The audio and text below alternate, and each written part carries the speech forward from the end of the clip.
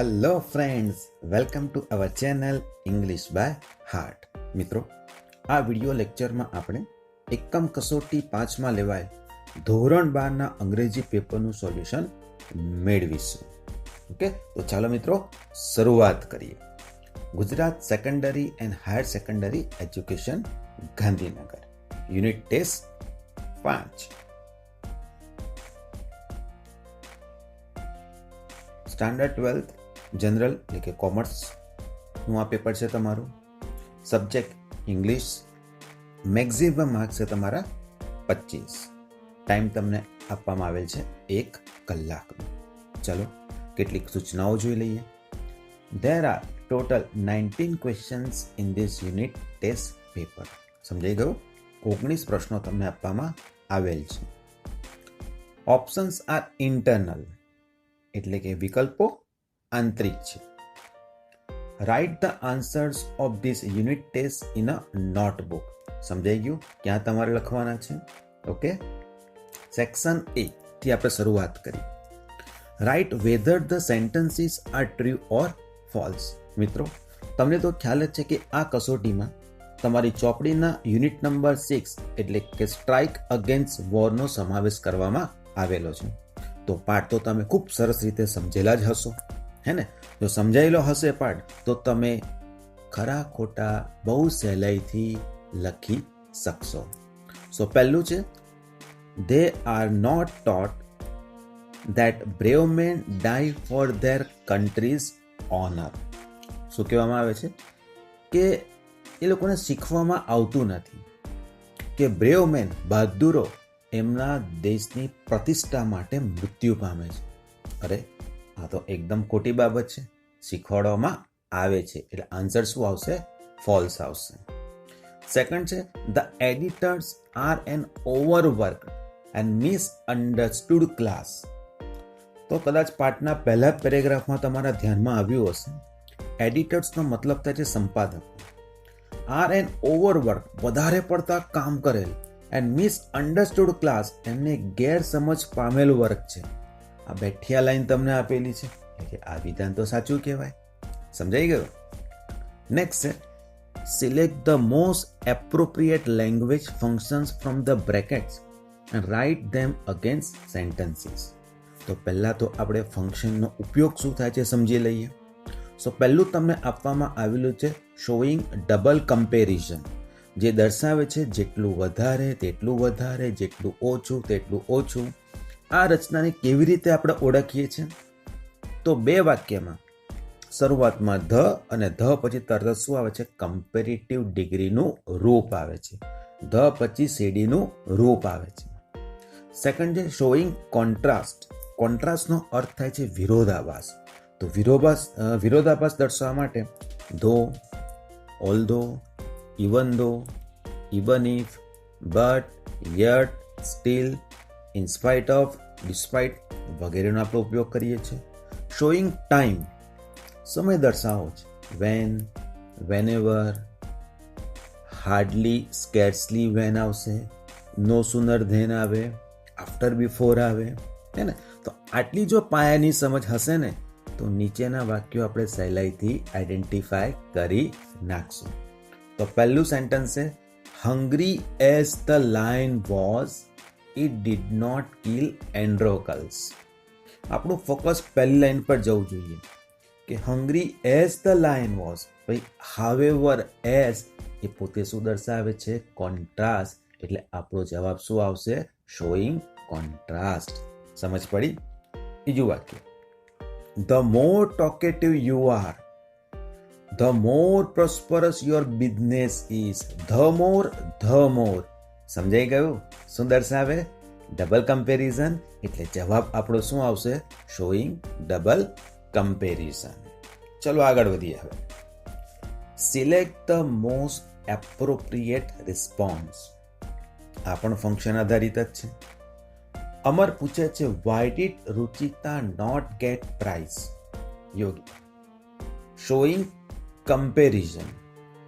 Comparison આવ્યું છોકરાઓ એટલે કે તુલનાઓ આવશે, ડિગ્રી આવશે. પોઝિટિવ ડિગ્રી, કમ્પેરેટિવ ડિગ્રી કાં તો સુપરલેટિવ ડિગ્રી આવે.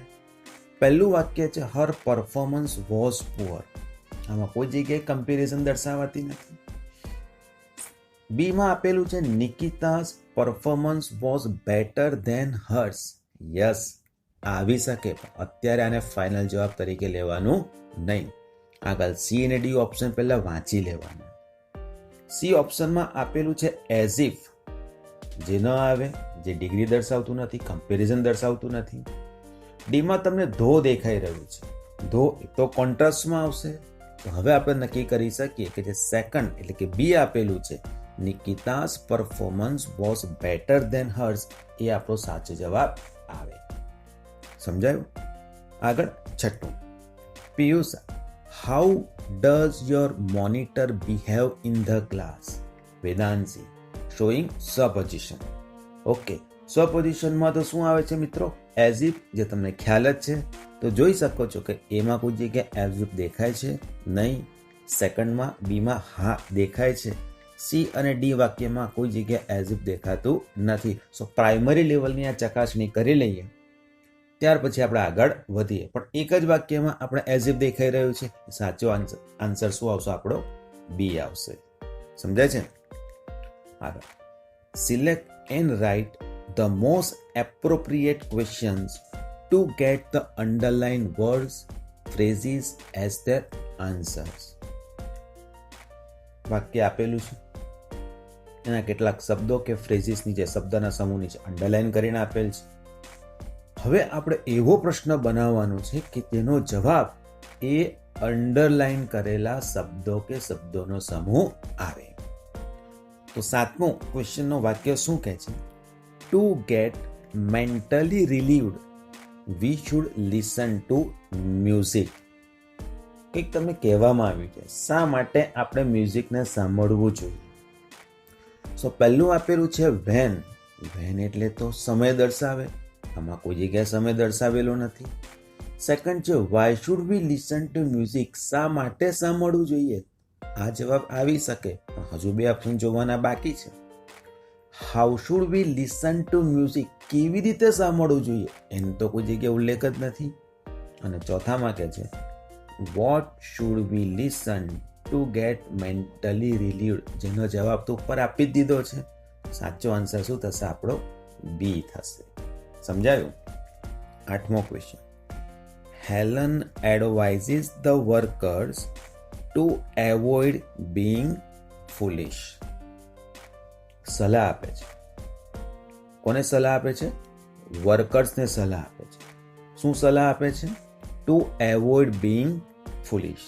તમને જવાબ મળી જ ગયો હશે, પણ એમાં આપેલું છે હુ એડવાઇસીસ, જે નહીં આવે.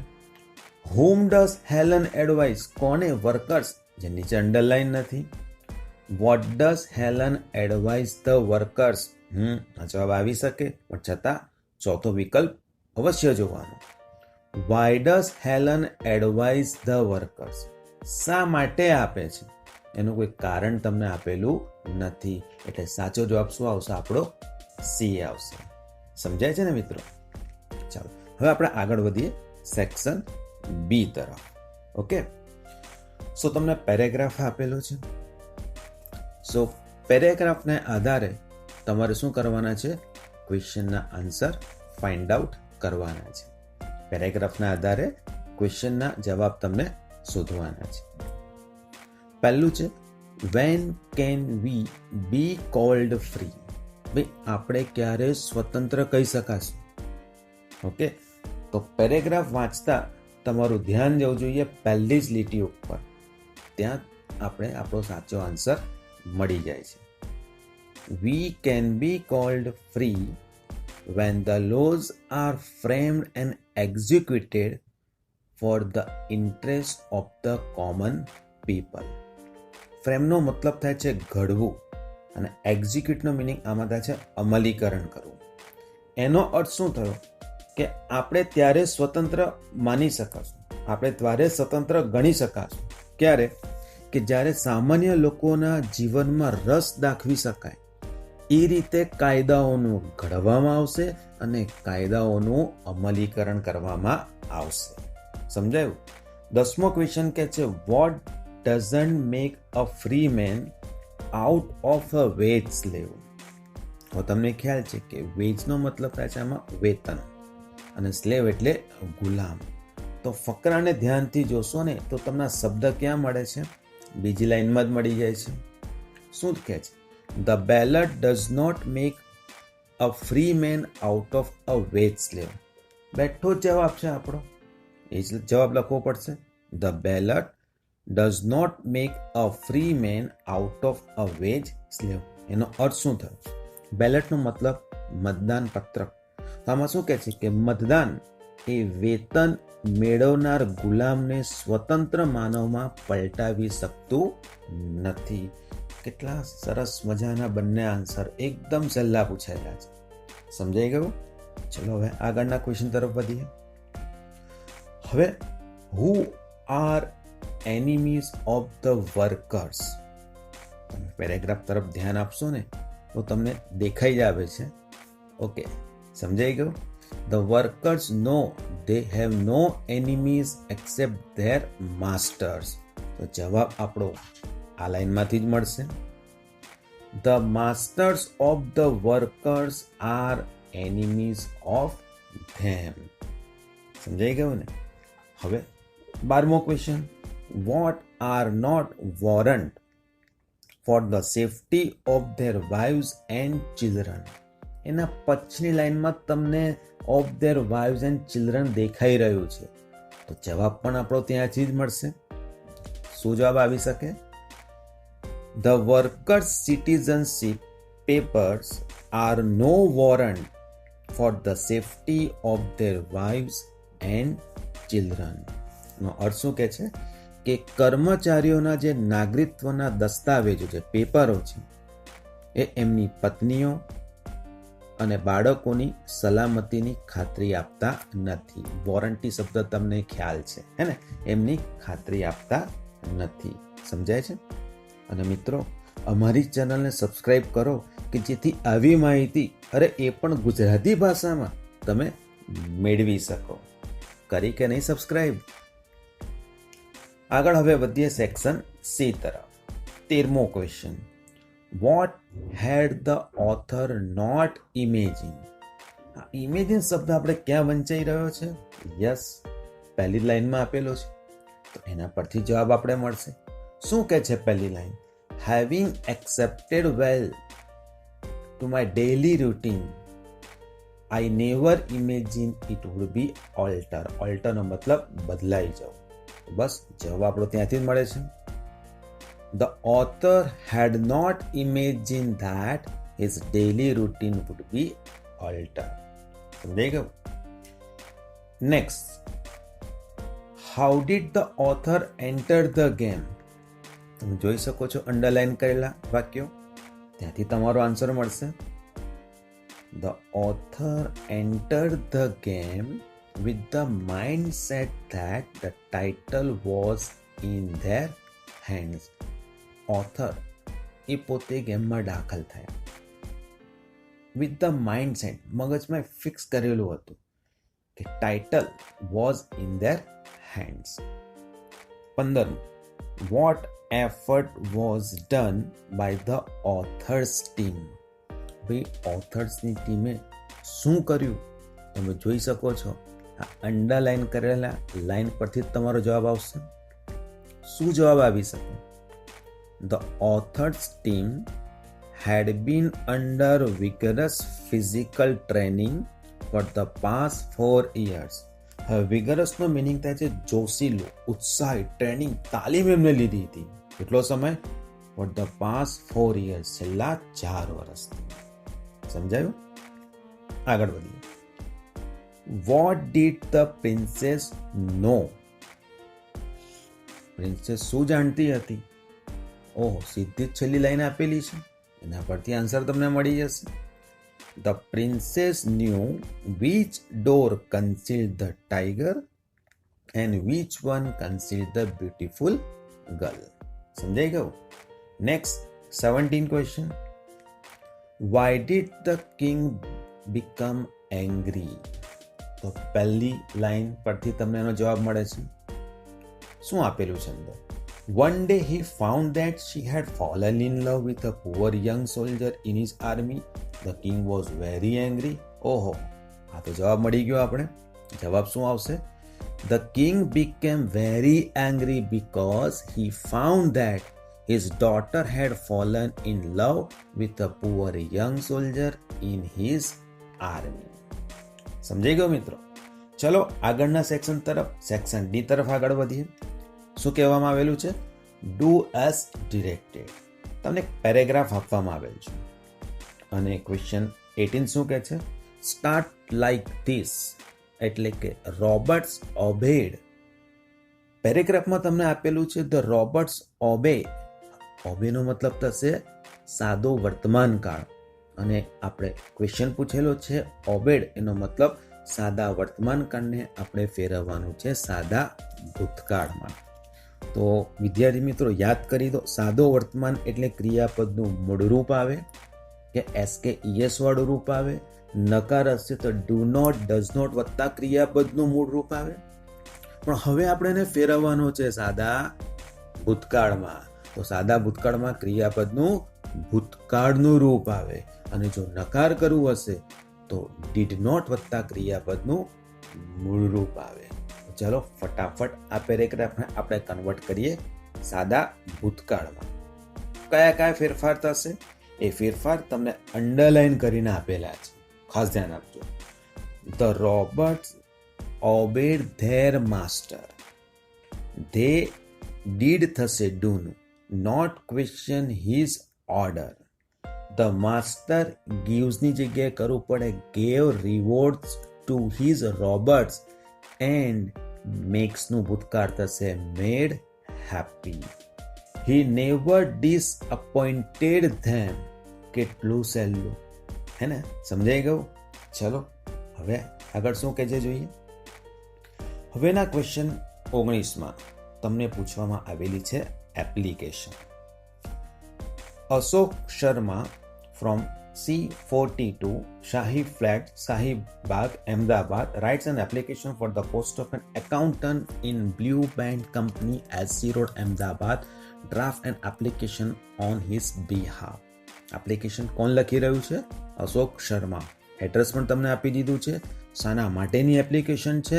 એકાઉન્ટન્ટ માટેની. કઈ કંપનીમાં? In blue band company, SC road, Ahmedabad.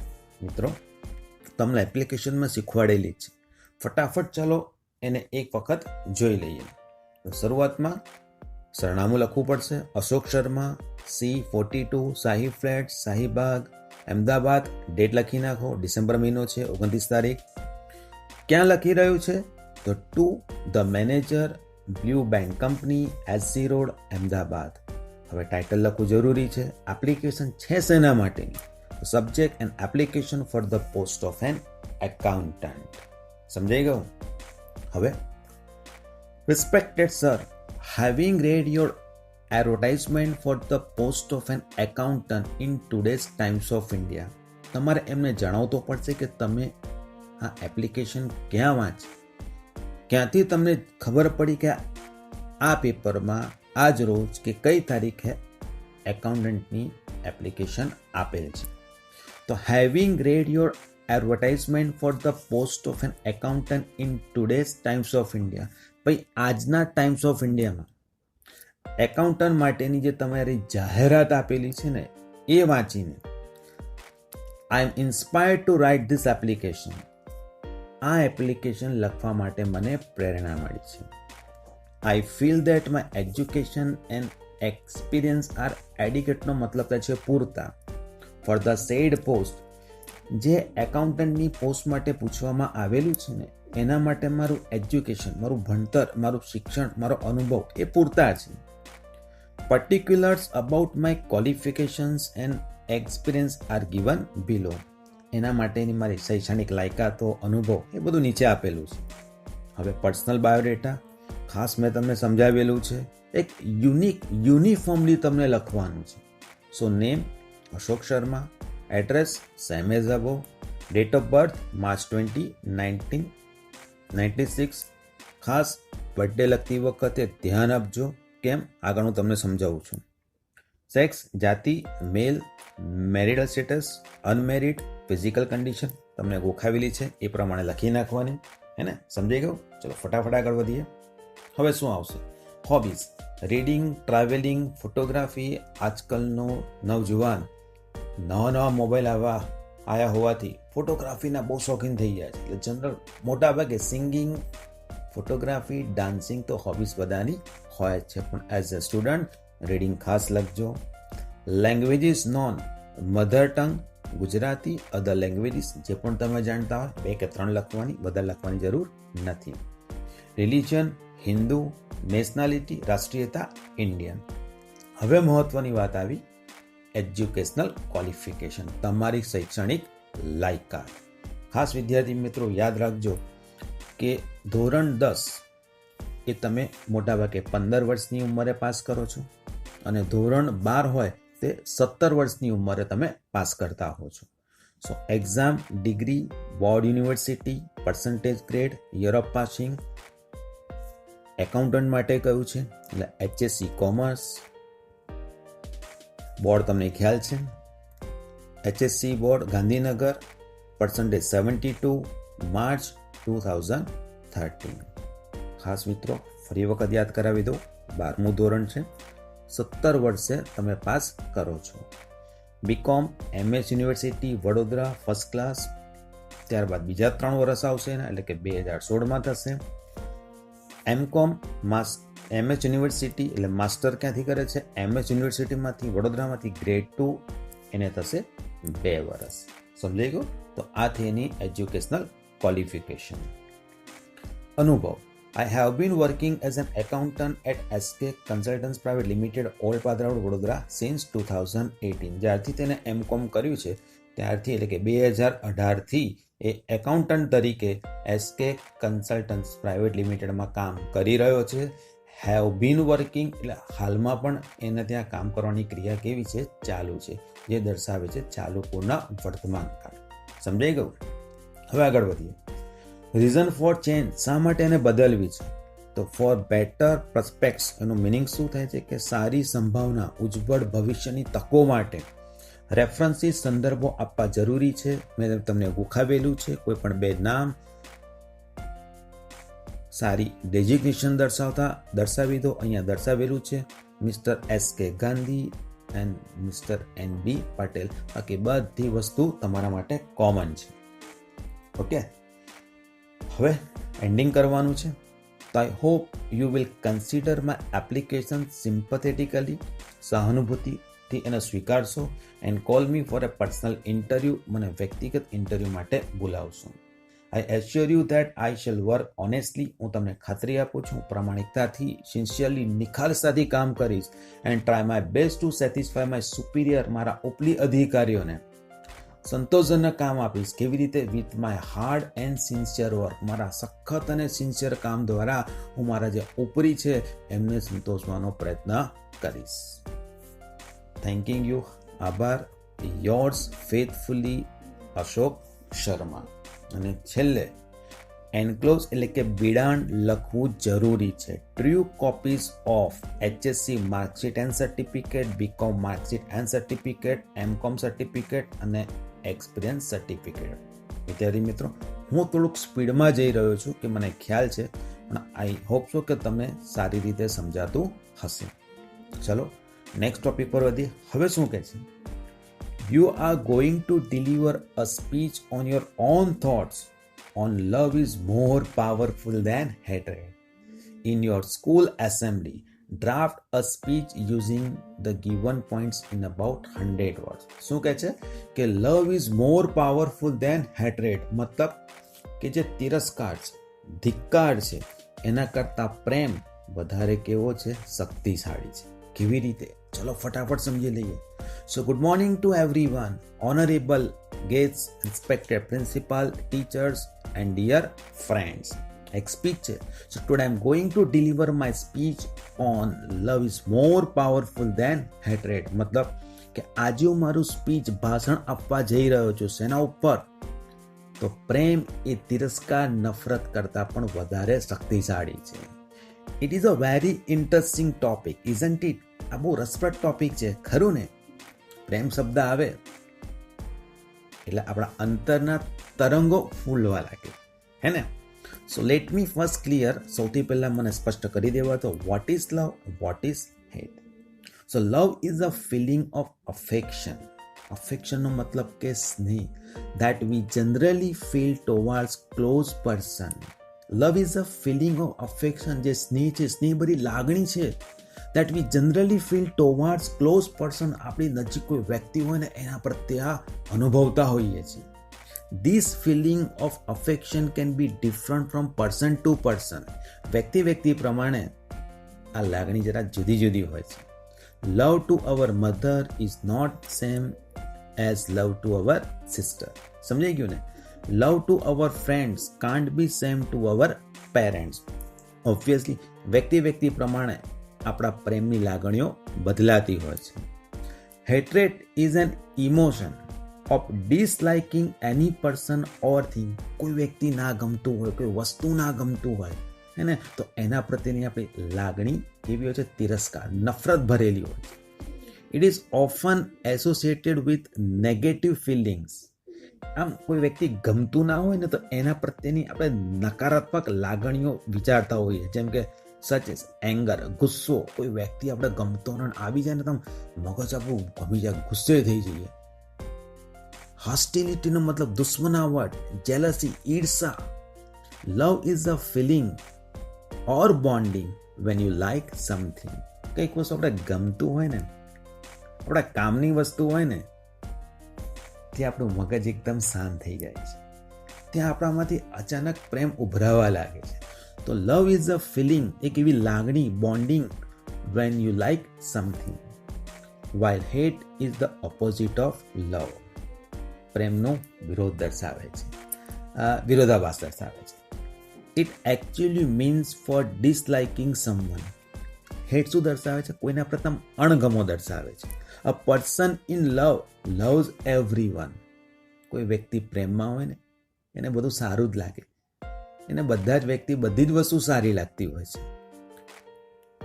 This positive feeling can change the world dramatically. એનો મતલબ થાય છે કે આ જે લાગણી છે ને, હકારાત્મક લાગણી, એ આખી દુનિયાને નાટ્યાત્મક રીતે બદલી શકે છે.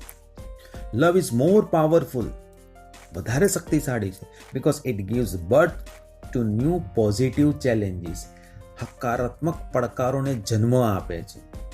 લવ ચેન્જીસ અ પર્સન, વ્યક્તિને બદલી નાખે છે. એ તો આપણે માંથી ઘણા લોકો અનુભવ કરેલો હશે. એનરિચિસ ધ વર્લ્ડ, આ દુનિયાને શું કરે છે? સમૃદ્ધ બનાવે છે. પ્રેમની ભાષા બહુ મહત્વની છે, ભલાને બદલી નાખે છે. એક્સટેન્ડ ધ હોરાઇઝન્સ, એટલે ક્ષિતિજ છે, ક્ષિતિજને લંબાવે છે, વધારે છે. બ્રાઇટન્સ ફ્રેન્ડશિપ, જે મિત્રતાને વધારે તેજસ્વી બનાવે છે. એન્ડ ડીપન્સ ઇમોશન્સ, આપણી જે લાગણીઓ છે ને, લાગણીઓને વધારે ગાઢ બનાવે છે. સમજાય છે ને? હવે શું કહે છે? Love is powerful because it drives એટલે હંકારું, વાહન ચલાવવું. નેવિગેટ્સ એટલે કે વાહન હંકારવું, વિમાનને હંકારવું. Directs and makes our existence meaningful. આપણું જે અસ્તિત્વ છે ને એને એક અર્થપૂર્ણ બનાવે છે. Hate invites loneliness. ધિક્કાર એકલતાને આમંત્રણ આપે છે. વેરેઝ લવ ડિનાઇડ્સ ઇટ, એટલે કે પ્રેમ ડિનાઇડ્સ મતલબ તેને ઇનકાર કરે છે. હેટ રૂઇન્સ પર્સનાલિટી, આપણા વ્યક્તિત્વને પાયમાલ કરી નાખે છે. Whereas love opens it up, એને ખુલ્લું કરે છે. Hate results in acts of violence, હિંસા તેને કારણે પરિણમે છે. Whereas love leads to amazing act of kindness, કે જેને કારણે એક દયા. Whereas love leads to amazing act, એક અદ્ભુત કાર્ય શેનું? કાઇન્ડનેસ, દયાનું કામ કરે છે. હેટ ડિસ્ટ્રોયઝ, ધિક્કાર વિનાશ કરે છે. વેરેઝ લવ ક્રિએટ્સ, જ્યારે પ્રેમ સર્જન કરે છે. It is impossible to love to hate. ધિક્કારવાને ચાહવું, તિરસ્કારને ચાહવું એ લગભગ અશક્ય છે. It is always love that gives birth to love. હંમેશા પ્રેમ એ પ્રેમને જન્મ આપે છે. That's why love is more powerful than hate. Keep love inside, everything will always be fine. હંમેશા હૃદયમાં પ્રેમ રાખો ને તો બધું તમને સારું જ દેખાશે, હે ને? હા, થેન્ક યુ ઓલ. તમારો ખૂબ ખૂબ આભાર. સમજાઈ ગયું?